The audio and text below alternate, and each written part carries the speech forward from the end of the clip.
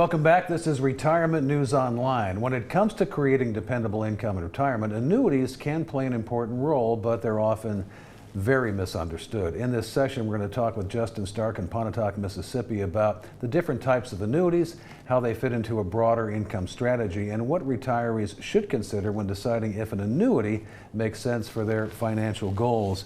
And so let's just start from the beginning. Annuities are something, as we said, are misunderstood. If you look online, just under the word annuities, there's some, information that promotes them, but there's a lot of negative stuff. Yeah. So how do you use an annuity when you're doing some retirement planning with someone?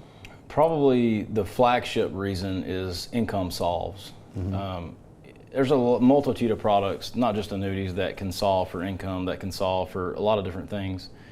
But at the end of the day, an insurance product is most appropriated to mitigate risk and one thing that we deal with in retirement planning is longevity risk. You can't retire if you run out of money in retirement.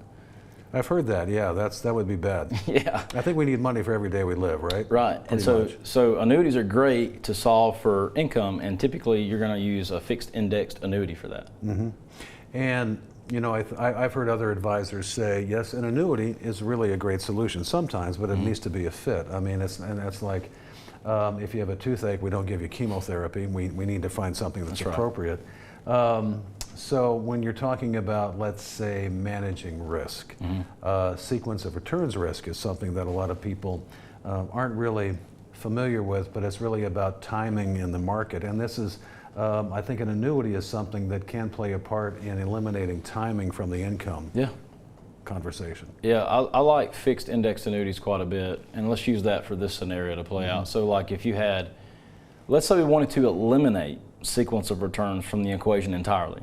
We can do that with a fixed index annuity. For one, it has a floor, just like this room has a ceiling and a floor.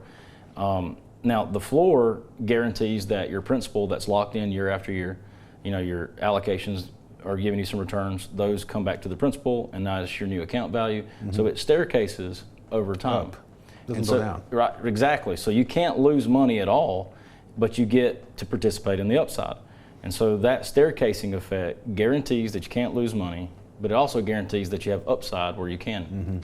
And just to clarify too, sequence of returns risk is when we have, for example, two people with the same investments, the same return.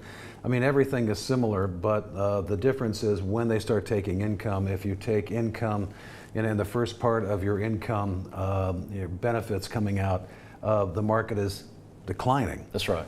It can cause havoc and make it possible to run out of money. Do you coordinate annuity strategies with other investments like Social Security? Because Social Security is actually an annuity, right? Yeah. I always say, and it's funny that that's the acronym of my company, Pontotoc Insurance Agency, but PIA is the name of that Social Security check. It's your primary insurance amount. And if you were wondering why it's an insurance check, it's because it's an insurance product paying you your Social Security money. And so annuities are just like a private pension strategy. It just guarantees you an income for a certain amount of time. A lot of times it's for life.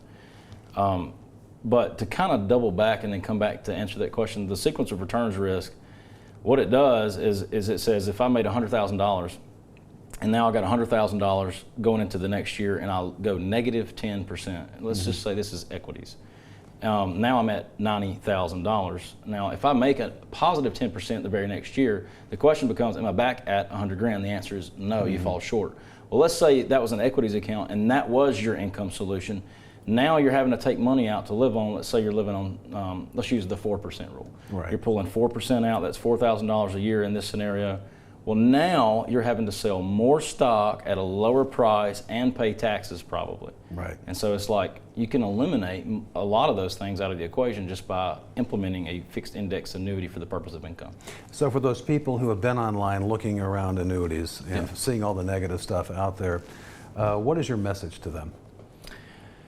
Annuities are not bad, they're just misappropriated. A lot of people just take products and put somebody in it, and you're just misappropriating a product. For example, I wouldn't give someone a life insurance policy as an investment. It's not an investment product. Can you leverage it in some ways like that? Sure. But it's a death benefit, and so you solve for things that it's primarily designed to do. Like you wouldn't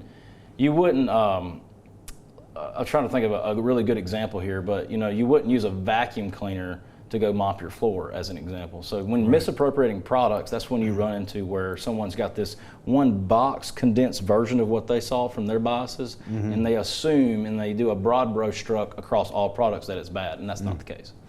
He's Justin Stark in Pontotoc, Mississippi. Justin, thank you so much. And this is Retirement News Online. Thanks for watching.